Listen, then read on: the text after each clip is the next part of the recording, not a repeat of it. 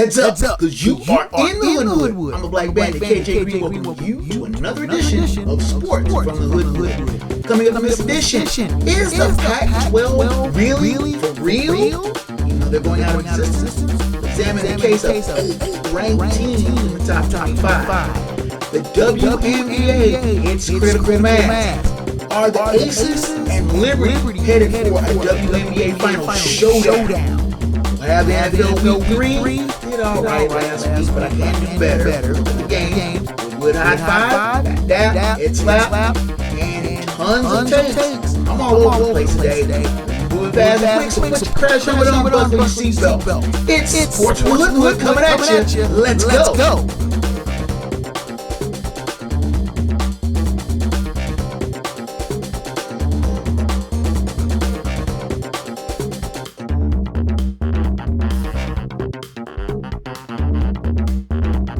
You're tuned in to Sports from the Hoodwood, the internet's foremost location for the most honest, unfiltered commentary and insight on the world of sports. Now, once again, here's Hoodwood's hometown hero, KJ Green. Preaching Hoodwood, where Snuffy got a new board, but I don't think you can see it very well. Wait a minute. Can I focus this? No, I'm not even going to mess with the camera. I'm your man, KJ Green. Welcome you to another edition of Sports from the Hoodwood. We'll be moving fast and furious this week. A little bit of a shorter edition this week. So, pardon the dust and pardon the shortness of it. But let's just get to it. If you want to send me a line, of course, you can drop me a line at KJGreen at sportsfromthehoodwood.com. It's because people were complaining, why couldn't they read Snuffy's board? Well, we'll work on that. No, a bunch of other stuff. But I'll let you know how you can get a hold of the show at the end of the show. Let's lead off with the Pac-12. And for a conference that's going to be going by the wayside come June 30th, 2024, the Pac-12 is bound and determined to go out with a bang and not a whimper. You have how many teams in the Pac-12? Yeah, there are 12 teams. I'm like, is that 12, 14? No, the 12 teams of the Pac-12, 2/3 of the conference is ranked in the AP top 25. You have USC, who's in the top 5. They're also in the Hoodwood High 5, foreshadowing. And you also have Washington, Oregon, Utah, Oregon State, Colorado, Washington State, and UCLA, all in the AP top 25. All of these teams are unbeaten.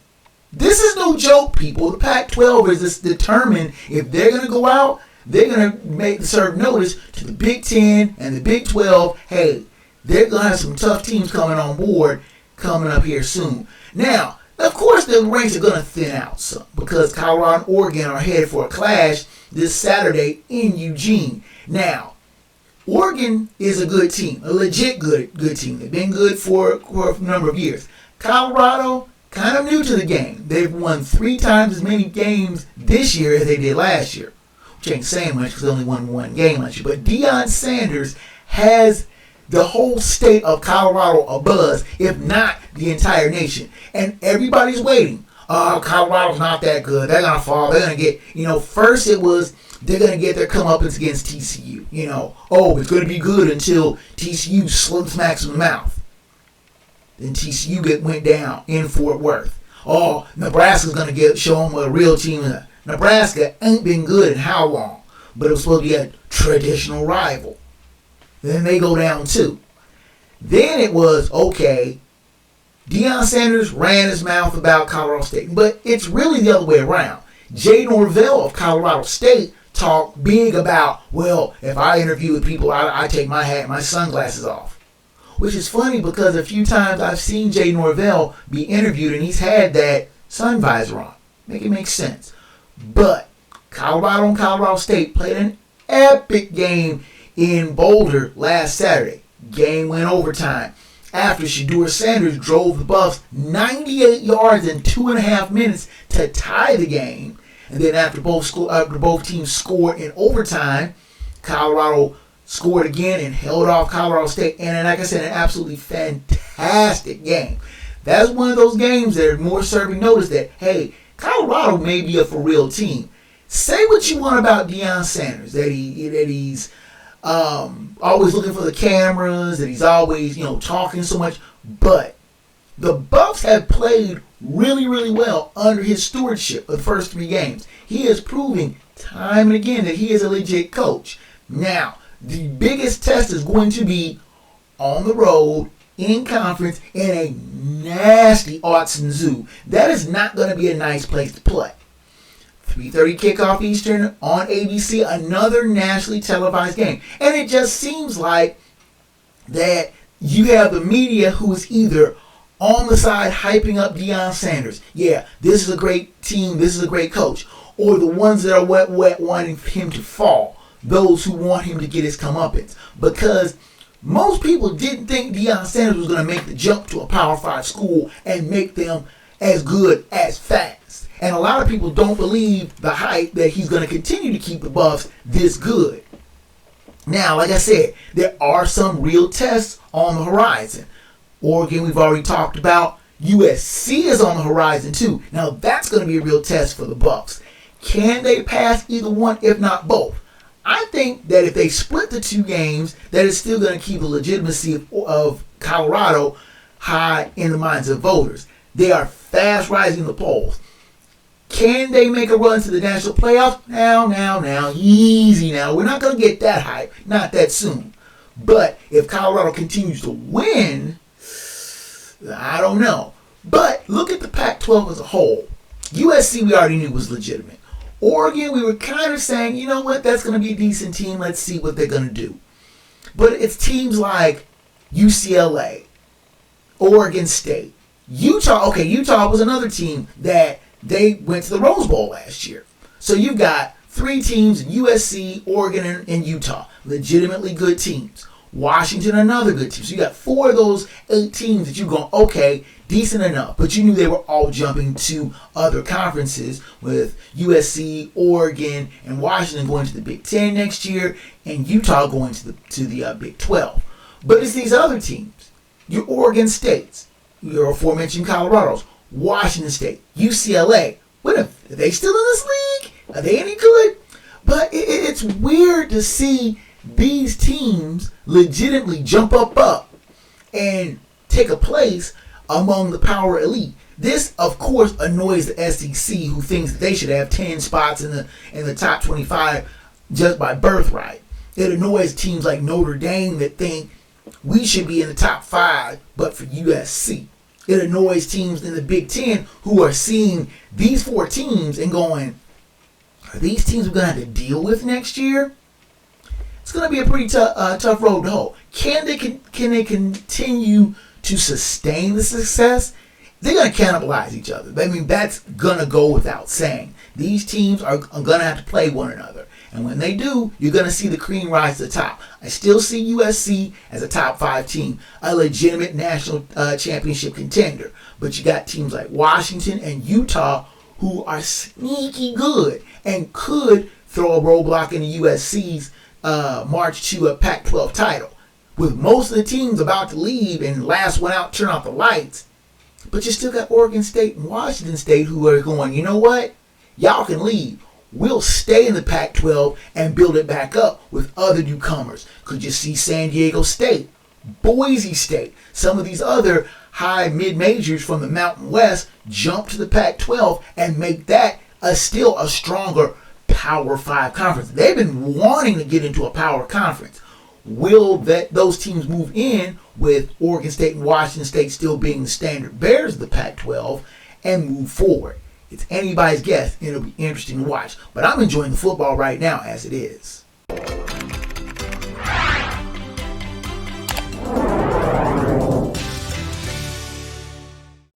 Now, I am an admitted girl dad. I will say that. Let me move that out of the way so you can see. I don't have to see my computer. Okay, try that again. Now, I am an admitted girl dad, very proud one. Both of my girls are my pride and joy, as I've said time and time again. Neither one of them are big into sports, though. Just the way you would think, me being a big sports guy, that both of my girls would be as goofy into sports as I am, but never really got that lucky. But the WNBA is in its playoff mode. If it's September, it's playoff mode. And They had 8 teams make the playoffs. First round is done, and you're looking at the WNBA semifinals. And the WNBA is hoping, praying that they can get both their star teams in the WNBA finals. Talk about the defending champion Las Vegas Aces and the New York Liberty. Now, the New York Liberty have been in the WNBA since its inception, but they have never won a WNBA title. They've gotten close a couple of times, getting shook off by the then dominant Houston Comets. I miss the Houston Comets. That was a legit powerhouse team. They were one of the early WNBA dynasty teams. I mean, they had a roster that was just formidable and could run teams over. But they died out. They went out of commission, which I think is sad. But you now have the Las Vegas Aces, a team that is legitimately trying to stake its claim as the next dominant team of the WNBA. Becky Hammond's squad she's cut from Pop's cloth. One of those stoic, don't say much, but the team is always prepared, always ready to go. They went 34-6 this year. By far the best team in the WNBA. Now, the New York Liberty, again, they've been up, they've been down, they've been mediocre, but this year they went 32-8, second best in the WNBA, tops in the Eastern Conference. Now, both teams still have an opponent in front of them before they get to a dream WNBA finals. The Aces, they brushed aside the Chicago Sky in just 2 games and two out of 3 sweep. Now they face the Dallas Wings. They beat them 3 out of 4 times this year. Now, the Aces begin and end with A'ja Wilson. She is the Defensive Player of the Year, 2-time Defensive Player of the Year. Many people think she might win MVP again. Brilliant cornerstone, a terror on defense. And she leads the team with a 22.8 point per game average. But if you sleep on the Aces perimeter game, yeah, that's your own fault. You do that at your own risk. Chelsea Gray, Jackie Young, Kelsey Plum, those are all legitimate all-stars in their own right. You put them on a single team, they will be stars of that particular team. But you put them all together with A'ja Wilson, do you really wonder why the Aces went 34-6 and legitimately look to repeat as WNBA champions? But going against the Dallas Wings, a tough squad in themselves. They've got rebounding, they can push the tempo, and if they can challenge those perimeter game of the Aces, they can give them a 5-game run. I still think the Aces can push past them and get to the WNBA finals. Now, in the other WNBA semifinals, you have the Liberty taking on the Connecticut Sun. Now, the Liberty got rid of the Mystics real quick. The Sun had trouble with the Minnesota Lynx. Now, that's a team that's always been tough in the playoffs. It took them to the 3rd game, but managed to escape the Target Center with a 15-point win. Now, the Sun could legitimately give the Liberty a hard way to go. I still think that you have the Killer Breeze. See what I did there? Sabrina Ionescu and Brianna Stewart. That's a devastating 1-2 punch for the Liberty. The Sun play good defense, hella good defense, and they're tough on the boards. But I still think that the Killer Breezes are a little too much for the Sun, and I think they'll push past them in 4 or 5 games to set up. And I'm hoping I'm not jinxing it, knock on wood, that I'm not jinxing it, that we would have Vegas, New York final. The defending champion with one of the fast rising teams in the WNBA trying to take their crown. That's something. Keep your fingers crossed and stay tuned, because I will have more updates on the WNBA. I don't discriminate. The ladies play just as well as the men, and I think they should give their proper due in that. Let's take a time out. Come back with week 3 of the NFL picks. I gotta get better. I've had 2 mediocre weeks, and I gotta put 1 week together where I can get all my picks right before we start hitting the buys. Sports from the Hoodwood comes back at you after this. Is today your last day on Earth because you are being deployed to space tomorrow? Have you just turned 18 and you're ready to get out of your parents' house? Has your granddaughter gotten her boyfriend pregnant? Whatever your reason, you need us at GottaGetMarriedNow.com. We specialize in last-minute weddings. Active duty, military veterans and retired discounts are available. Visit us at GottaGetMarriedNow.com.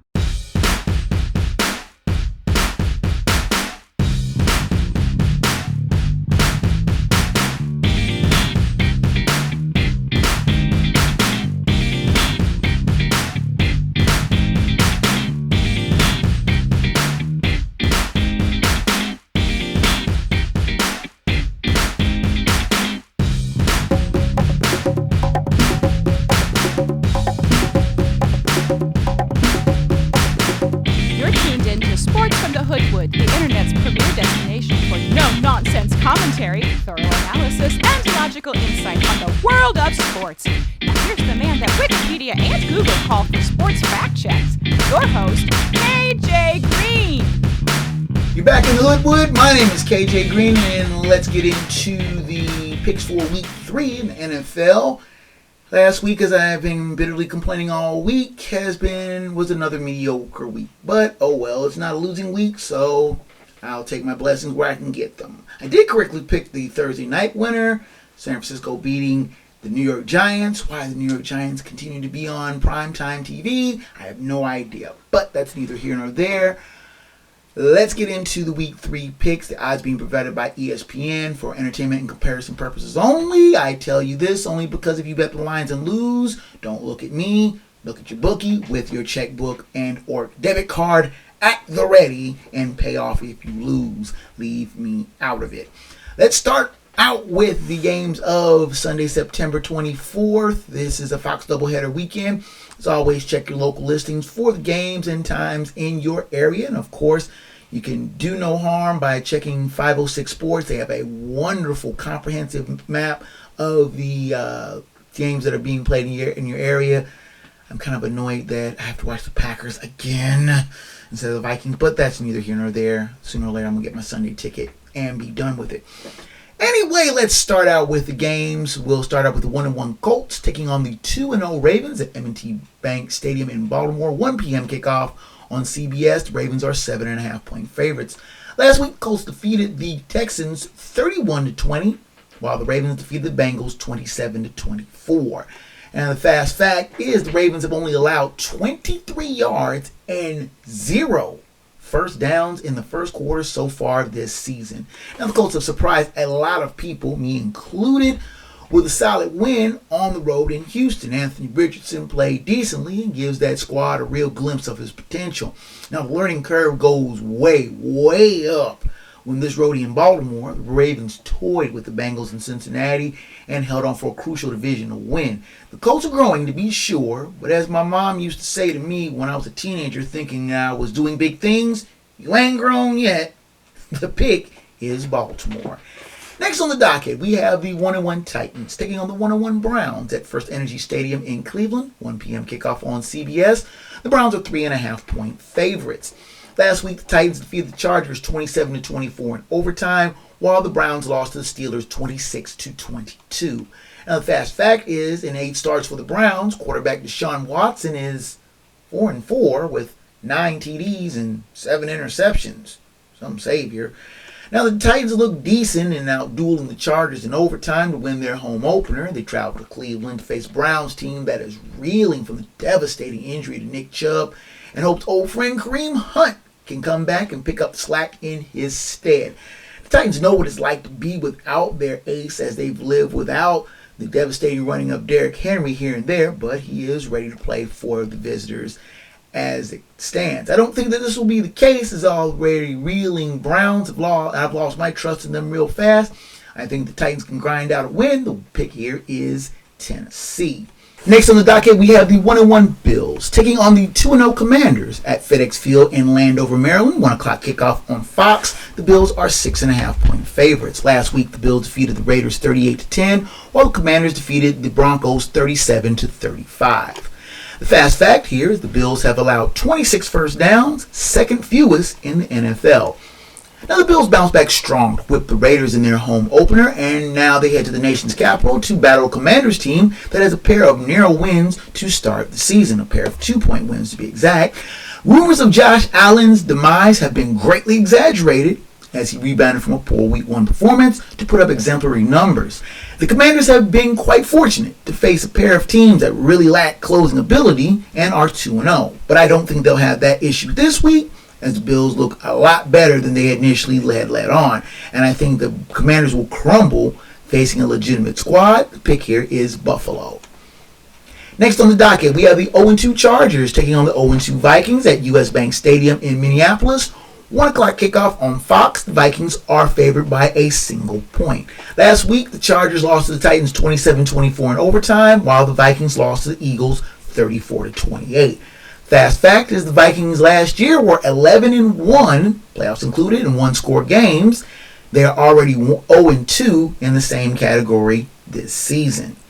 Battle of two disappointing teams that made the playoffs is on tap here. The Chargers keep finding exciting and creative ways to lose high-scoring games and head to the Great White North to face a team equally struggling in the Vikings, whose 2 losses are by 3 and 6 points. And are very deceptive because I think they've got beat a lot worse than was shown on the scoreboard. The Vikes hope to be boosted by the acquisition of Cam Akers from the Rams to jumpstart their anemic running game. I don't trust either of these squads, to be honest, but I'm going to keep going down with the ship with my favorite squad. I know, I'm a homer, whatever. I think that they're due for a win, though I have the feeling they're going to make it a lot harder than it should be. The pick is Minnesota. Next on the docket, we have the 0-2 Patriots taking on the 1-1 Jets at MetLife Stadium in East Rutherford, New Jersey. 1 o'clock kickoff on CBS. The Patriots are 2.5-point favorites. Last week, the Patriots lost to the Dolphins 24-17, while the Jets lost to the Cowboys 30-10. Fast fact is the Jets have lost 14 straight games to the Patriots. It's a long losing streak. As bad as 0-2, is that what the past record suggests? Are the Jets really that hopeless at 1-1? These are the questions to be found out. If life with Belichick. I'm sorry. I was going my soap opera voice. That sounds like a bad soap opera. And that's what it is with both teams. The problem is that's real life for both squads. The Pats can't get a game to break their way as they've dropped a pair of home start games to start the season, something that was once thought unthinkable for a Belichick coach squad. Heading to Gotham to face a team that usually bully is usually the best tonic. The Jets, meanwhile, can't get out of their own way as they look punchless as getting thumped when they got thumped by Dallas. Had the Jets had the services of Aaron Rodgers, I give them a better of a puncher's chance to break the streak. Now, no chance. The pick here is New England. Next on the docket, we have the 0-2 Broncos taking on the 2-0 Dolphins at Hard Rock Stadium in Miami Gardens, Florida. 1 p.m. kickoff on CBS. The Dolphins are 6.5-point favorites. Last week, the Broncos lost to the Commanders 37-35, while the Dolphins defeated the Patriots 24-17. Fast fact is the Dolphins are 8-1 all time against the Broncos at home, but the visitors have won 3 of the past 4 meetings overall. Now, the Broncos are another team that seem to find themselves in new and creative ways to blow winnable games. Roaring out to a serious lead at home against the Commanders last week, only to fall asleep at the switch and gaffle up another lead and the game. Sean Payton keeps looking for answers, but the offense is still inconsistent. The defense still suspect, and facing a Dolphins team brimming with confidence is not the answer. The Fins played shaky at times against the Pats on the road, but managed to grind out a win. I think the Dolphins at home are what I thought the Broncos were going to be at home. Tough, resilient, and miserable for the opposing team. Broncos are in serious trouble of an 0-3 start. The pick here is Miami. Next on the docket, we have the 2-0 Falcons taking on the 1-1 Lions at Ford Field in Detroit. 1 p.m. kickoff on Fox. The Lions are 3-point favorites.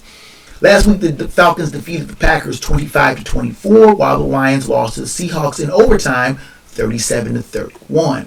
Fast fact here is in the Falcons' 2 wins, they've outscored their opponents 27-0 in the fourth quarter. Now, this is an interesting game. The Falcons raised a lot of eyebrows with a gritty win over the Packers at home and get their first real road test in Detroit. Now, Detroit is a team that's still fighting the inconsistently label as they keep failing to put away good teams. They let the Seahawks get away with a winnable game in overtime, and they went the wrong end of the decision. I like the fact that the Falcons' Desmond Ridder is quietly playing no-frills, mistake-free football, and Jared Goff is putting up seriously solid numbers on for his part for the Lions. This is a game that's too close to call, but I'll flip a coin and say the home team pulls a tight one out. The pick here is Detroit. Next on the docket, we have the 2-0 Saints taking on the 1-1 Packers at Lambeau Field in Green Bay. 1 o'clock kickoff on Fox. The Packers are 2-point favorites. Last week, the Saints defeated the Panthers 20-17, while the Packers lost to the Falcons 25-24. Fast fact here is the Saints have allowed 20 or fewer points in each of their last 10 games, the longest current active streak of any NFL team. Now, the Saints have grounded out a pair of tight wins and head to the frozen tundra. It might be frozen in September, you never know, of Lambeau Field to take on the Packers squad that got caught on the wrong end of a tight game in Atlanta. Are the Saints for real, or a team that got lucky twice? It's anybody's call. They will prove their bones if they can get a win in Green Bay, but I have a feeling that the Pack will rebound at home. The pick is Green Bay. Let's take time out, come back with the rest of the NFL Week 3 docket. Sports from the Hoodwood rolls on after this. I'm actor Rajim Agros. Some of the studios would like to scan our images and only pay us for 1 day's worth of work and be able to use our likenesses, our voices, our mannerisms as computer-generated characters, not only in the movie that we might be filming in, but in all future films as well. That's not fair. And I thank the SAG board members that are fighting for my rights as an actor to work on a union film. So I just want to say, standing in complete solidarity with everyone. Thank you.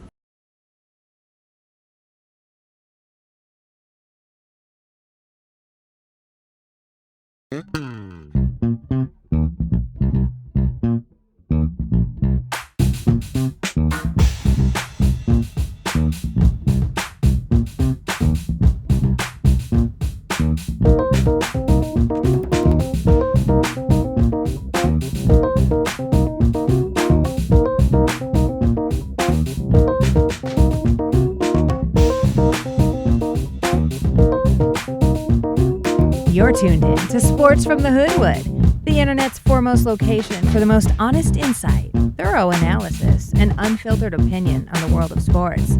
Now, once again, here's the man of the hour, After Hours, your host, KJ Green. You are back in the Hoodwood. My name's KJ Green, and let's continue with the Week 3 NFL picks. Next on the docket is the 0-2 Texans taking on the 1-1 Jaguars at Everbank Stadium in Jacksonville. 1 p.m. kickoff on CBS. The Jaguars are 9-point favorites. Last week, the Texans lost to the Colts 31-20, while the Jaguars lost to the Chiefs 17-9. Fast fact here is the Texans quarterback C.J. Stroud has already been sacked an NFL high 11 times this season. Now, the Texans struggled against a beatable opponent, losing to the Colts in their home opener. And the curve gets much steeper, facing a Jaguars team that lost an equally sloppy but winnable game against the Chiefs. Plain and simple, I think the Jags get the bounce back when they need at home against a Texans team that is still trying to figure it all out. Jags need this win very badly to keep pace in AFC South. The pick here is Jacksonville. Next on the docket, we have the 0-2 Panthers taking on the 1-1 Seahawks at Lumen Field in Seattle. 4:05 kickoff on CBS. The Seahawks are 5.5-point favorites. Last week, the Panthers defeated the Saints 20-17, while the Seahawks defeated the Lions 37-31 in overtime. Fast fact is Panthers quarterback Andy Dalton, he's still in this league. Better believe it. He is making his start for his 5th different team in 5 straight seasons. playing for Cincinnati, Dallas, Chicago, and New Orleans before landing now in Charlotte. The Panthers lost a tough home opener to a bitter divisional rival. Now they have to go cross-country on a short week to face a rejuvenated Seahawks team fresh off of a shocking win at Detroit. Even with the veteran Andy Dalton plugged in, I don't think that these young Panthers are anywhere near ready to face the wall of noise that is the Lumen Field 12th man. Plain and simple, the pick here is Seattle. Next on the docket, we have the 0-2 Bears taking on the 1-1 Chiefs at GEHA Field at Arrowhead Stadium in Kansas City. 4:25 kickoff on CBS. The Chiefs are 12.5-point favorites. Last week, the Bears lost to the Buccaneers 27-17, while the Chiefs defeated the Jaguars 17-9. Now, the fast fact here is that the Bears have a 12-game losing streak, the longest current in the NFL. This is shaping up to be a potentially one-sided game. Bears are already infighting and their defensive coordinator quit, citing mental health. Maybe it was the prospect of having a game plan for a Chiefs offense who is aching to atone for their lackluster home opener and still trying to get their offense in gear after a sluggish performance last week at Jacksonville. Either way, it's shaping up to be a brutal affair. I was tempted, but I'll pass. The pick here is Kansas City. Next on the docket is the 2-0 Cowboys at the 0-2 Cardinals. Game being played at State Farm Stadium in Glendale, Arizona. 4:25 kickoff on Fox. The Cowboys are 12-point favorites. Last week, the Cowboys defeated the Jets 30-10, while the Cardinals lost to the Giants 31-28. Fast fact is Cowboys are the 5th team in the Super Bowl era to score 70 or more points while allowing 10 or fewer points in their first 2 games. Pokes have scored exactly 70 while allowing exactly 10. Go figure. Now the Pokes walking tall after slapping around another Gotham squad as they throttle an overmatched Jets team in their home opener. They head to the Desert Southwest to face a Cards team that played better than expected but still have no wins to show for it. The problem here is that the Pokes are looking like the real deal while the Cards haven't the slightest inkling on how to keep up. This game won't be pretty. Pick here is Dallas. That's the Hoodwood lock of the week. Sunday night game is the 1-1 Steelers taking on the 1-1 Raiders at Allegiant Stadium in Las Vegas. 8:20 kickoff on NBC. The Raiders are 2.5-point favorites. Last week, the Steelers defeated the Browns 26-22, while the Raiders lost to the Bills 38-10. Fast fact is the Steelers' last win against the Raiders outside of Pittsburgh was in 1995. The Steelers are a tough team to figure, to be sure, folding in against a real team like the 49ers, but when in doubt, bring the Browns out to get their first win. The Raiders pulled out a tight win in Denver before getting throttled in Buffalo, so they come home for their first home game. Both teams are models of inconsistency, and I really can't trust either one of them. Take a chance and take the home team, likely regret it. The pick here is Las Vegas.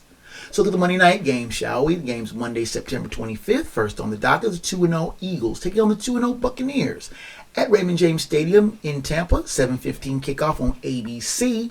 The Eagles are 5-point favorites. One programming note is that ABC has picked up the simulcast of Monday Night Football for the rest of the season, citing the writer's strike and lack of original programming. ABC abandoned Monday Night Football in 2005, citing low revenue and ratings. Now, nearly 20 years later, they're begging to get it back. Go figure. Anyway, last week, the Eagles defeated the Vikings 34-28, while the Buccaneers defeated the Bears 27-17. Fast fact here is the Eagles have allowed an NFL worst 7 touchdown passes in their first 2 games. Now, the defending NFC champs have won their first 2 games by the slimmest of margins and will have their hands quite full with a young, aggressive Bucs team that has looked better than expected. I don't know if Baker Mayfield is ready to face a defense as aggressive as the Eagles' front 7 possesses. I do worry, though, that the Eagles will have trouble with the solid core of receivers that the Bucs possess. But I do think that Jalen Hurts is the real difference, and the Bucs will not be able to face a quarterback who will make dumb mistakes this time around. The pick here is Philadelphia. Finally, we have the 1-1 Rams taking on the 0-2 Bengals at Paycor Stadium in Cincinnati. 8:15 kickoff on ESPN and ESPN Plus. The Bengals are 2.5-point favorites. Last week, the Rams lost to the 49ers 30-23, while the Bengals lost to the Ravens 27-24. The fast fact here is the Bengals' 27 points overall this season is in a three-way tie for worst in the NFL, tied with the Panthers and Raiders. The Rams are better than people think, as they gave the 49ers, a team that dominated them as of late, a tough go before falling in their home opener. They face a team in the Bengals who are still trying to figure things out and are looking like a team basically still in preseason mode. Joe Burrow is still trying to get past his lingering calf problems and is doubtful or questionable for this game. And as much as I like this team, they have forfeited my trust in them. Add that the Bengals usually play pretty badly in primetime games, and this makes my trust in them even thinner. Really hate to do this, but the Hoodwood upset of the week is going to be the Los Angeles Rams. And there you have it. Also on the docket for the Thursday game, we have the Lions and Packers at Lambeau Field, 8:15 on Amazon Prime. The line is even. The pick here is Green Bay for the Thursday night game. And again, there you have it. Last week we went 9-7.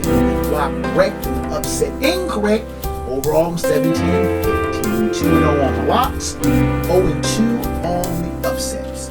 Let's take our final timeout. Come back with the Hoodwood Hot 5. Phat Dap, Head Slap, and the final word from the Wood. Sports from the Hoodwood rolls down the home stretch after this. Hi everyone, I'm KJ Green. If you're looking to reach a broad audience for your advertising dollars, look for the voice online. Advertising right here in the Hoodwood. If you need spots created as well, Black Banner Productions is pricing. Push your content, drive sales, and get results. You send your inquiries to ads, Black Banner Productions got it. Black Banner Productions and sound, ideas, and images for a century.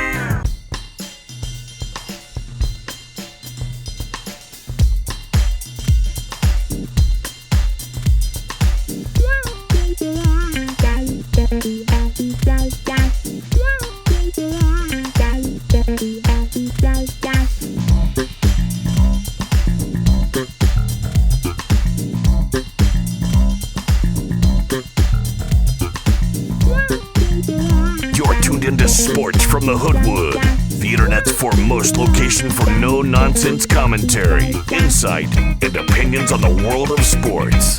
Here now live in living color, black by popular demand, your host, KJ Green. Rounding third and headed for home here in the Hoodwood, we'll finish up strong with the Hoodwood Hot 5, Phat Dap and Head Slap, and the final word from the Wood. Start off with the Hoodwood Hot 5, which is the college football top 5, in my expert opinion. Not a word from you, Snuffy. I don't want to hear it.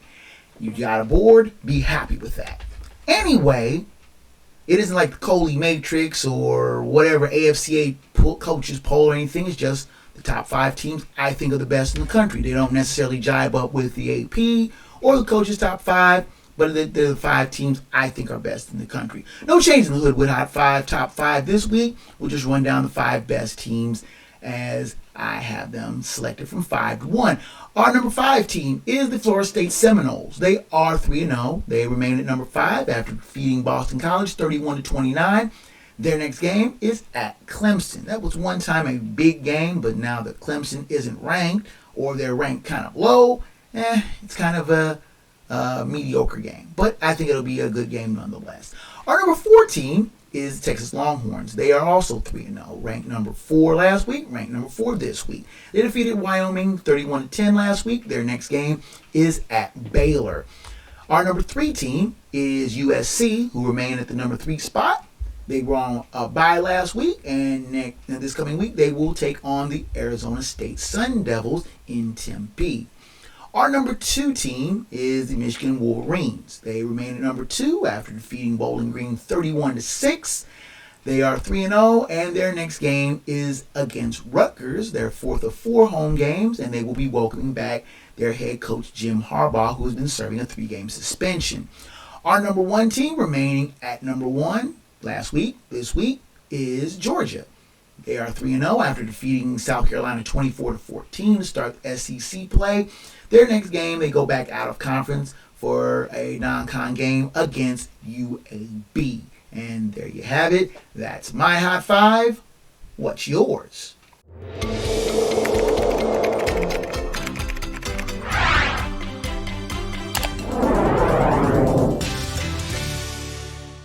Now let's look at our Phat Dap and Head Slap of the week.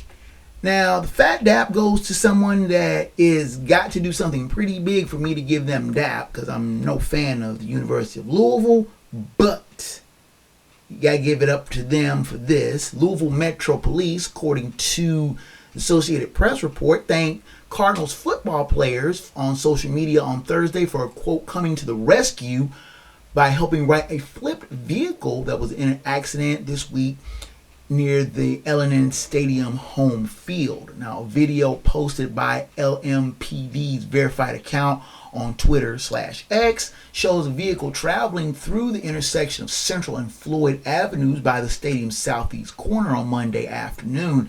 The video blurs the crash, but shows at least 5 Cardinal players and another motorist helping to flip the wrecked vehicle from the driver's side back onto its wheels before first responders arrive. The driver suffered minor injuries in the accident, but will be okay. The LMPD video stated it did not identify the Louisville players who helped in the rescue, although football spokesperson Rocco Gasparo said junior wide receiver Jaden Thompson, a former Cincinnati transfer, was one of them. The LMPD video began with the throwback Cardinals football logo and ended with a graphic that said, "Teamwork makes the dream work." Louisville football retweeted the video and posted, "Proud of our guys and thankful everyone is okay." Phat Dap to the Louisville players who were heads up in a potentially devastating situation to help make something right. Our head slap of the week goes to Darnell Taylor of the Seattle Seahawks.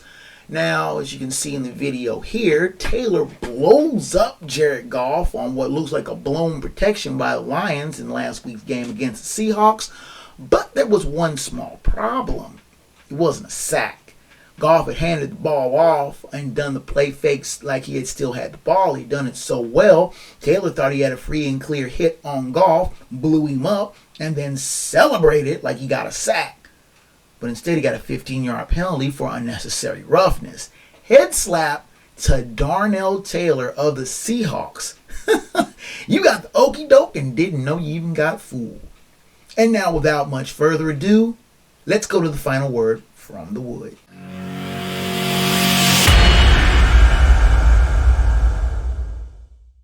I love football.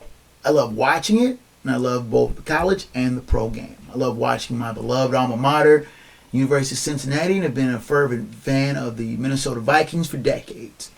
Both teams have given me moments of immense joy. When the Bearcats won their conference championship in 2021, I was the happiest I'd ever been and was blessed to have been there to witness it live. I nearly leapt through the ceiling watching the Minneapolis Miracle in January of 2018. Watching replays of both events are my go-tos when I'm down and need something to instantly smile at. One of the fun things to do at sporting events is razz the opponents and the fans of the opposing team. It's funny when you are the visiting team and take static from the home crowd. For example, I am a Minnesota Twins fan, and by sheer luck of the schedule, not only did the Minnesota Twins play the Cincinnati Reds at home at Great American Ballpark, which is close to the Hoodwood, they played them on my birthday. How lucky is that? I took the game in on a sunny Wednesday afternoon and enjoyed the fact that the Twins rallied late to win 5-3 and are closing in on another AL Central crown. I wore a Twins hat to Great American Ballpark in downtown Cincinnati, and other than a few sidelong glances, I got no razzing from the Reds fans altogether, except for the vendor that said he wasn't going to serve me because I was wearing a Twins hat. But it was good-natured razzing, and I didn't really mind it. I laughed, and I dapped up a few Twins fans coming and going, but all in all, there was no real hostility. 2 years ago, at the start of the 2021 season, the Bengals' opening game that season was against the Vikings at then monikered Paul Brown Stadium. Now, the mood was a little more hostile. I was openly cursed at by Bengal fans, and while there were a good number of Vikings fans at the game, the mood was a little bit more provincial and tribal. The fans sneered at me, and I get yelled F the Vikings a few times before, during, and after the game. The Vikings lost that game in overtime, and I was really bummed, But I enjoy watching my Vikes play in person, something that I really don't get to do because the Vikings only come to the Cincinnati area once every 8 years. But the hostility was still very apparent at me. I was wearing my Adrian Peterson jersey, and it was still very real and apparent. I was never worried I was going to be accosted, and there were a few bold souls that were liquored up, fans that seemed like they wanted to pick a fight, but I ignored them. Me and my homie Daryl walked out of the stadium and headed back to his car with no further incident. Daryl, for his part, has no rooting interest. He's an Eagles fan, but he, like me, loves the game. We weren't worried about anything coming to blows, but we knew we could defend ourselves if need be. This all leads up to my point. At the Dolphins-Patriots game just this past Sunday, a fan of the Patriots and a Dolphins fan got into an altercation. The Patriots fan, 53-year-old Dale Mooney, was punched in the head, fell unconscious, and later died at the scene. In the aftermath, his distraught wife asked rhetorically, quote, "Why can't it just be in fun? Why can't people just have fun at the games?" End quote. I get being passionate about your team. I get razzing the other team's fans. I've done it and have had it done to me. What I don't get is, why does it ever have to come to blows? What leads someone to strike another to the point to hurt them fatally? What's the point of all this? These teams will go on with or without people feeling like they have to quote unquote come to blows in defense of their team. There have been numerous reports around the country about people getting jumped by other people who are fans of other teams. Win or lose, this is about as senseless as the definition will allow. Fan is short for fanatic. And to a point, I understand being a fanatic. Many people call me a fanatic for my Bearcats and my Vikings. I get wanting to rag on the other side. I dated a Packers fan for a while. And we got to the point where we were damn near at daggers drawn about our teams. But sooner or later, you have to realize it's not life or death. It never is. I've often referred to the thinking of, quote, yes, I will rag on your team and you on mine, but at the end of the day, we'll have a cold one together and wish each other well going forward. Last weekend, I was devastated that my beloved Bearcats lost to local adversary Miami of Ohio. It was the first loss to them in 18 years. There were a number of Miami fans that ragged on me, some as I left Nippert Stadium with my homie Mel, and she remarked to me that I took the loss better than I would have when I was younger. She said, quote, "You've been ready to fight some of these people back in the day." And she was right. My age has made me a little bit more sober. And the only problem is that not everyone gets to that soberness. Mooney was 2 years older than me and died a senseless death. Being a fan, more often than not, is joy. It's camaraderie with other like-minded rooters. It's the playful verbal jousting with the opposing fans. But it should never come to violence. Ever. That's not fandom. That's lunacy. And that is the final word from the Wood.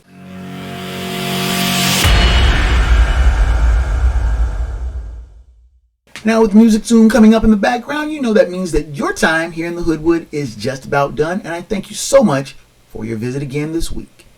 Now, the show's email is kjgreen@sportsfromthehoodwood.com. Please send me emails regarding show topics that you'd like to hear about, both past and future. Questions, comments on the show, both praise and criticism. I welcome your correspondence, and I'll try to get back to you in a timely manner.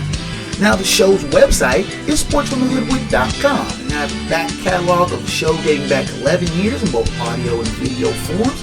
Check that out. There are shows that you may have missed. You can join the debate on the Sports from the Hoodwood Facebook page. We also have the video podcast simulcast, as well as other topics, funny stuff I find on the web, plenty of great sports debate, and lots more. I do post often and respond to member posts frequently. Now, the video versions are on YouTube. Now, you can please, if you could, smash that subscribe button, hit that like button, and more great content for the week. The link to the podcast is also on the show's X feed. I keep saying we're going to move to Tribal. We're making that move here soon. It's just a matter of logistics. It will be also at Hoodwood Sports. You can find a whole bunch of interesting stuff there, stuff that I find. You can correspond with the show, and we do correspond back in a timely manner. So you can like and follow there as well. The show's audio version is on Spotify, Amazon Music, Pandora, Google Podcasts, iTunes, and Apple, and a host of other podcast platforms and providers. All of them fine in their own right. If the Hoodwood is not on your favorite, please ask for it. So drop me a line, and I will do what I can to get it posted on your favorite platform. Special assistance from Rage Pictures is always appreciated. They help with website development and post-production. And ladies and gentlemen, that's it from the Hoodwood. Until next time, fellow sports fans, I'm KJ Green. Sports from the Hoodwood Is a Black Bandit Productions and Enterprises presentation. of a 551 Audio and Films production.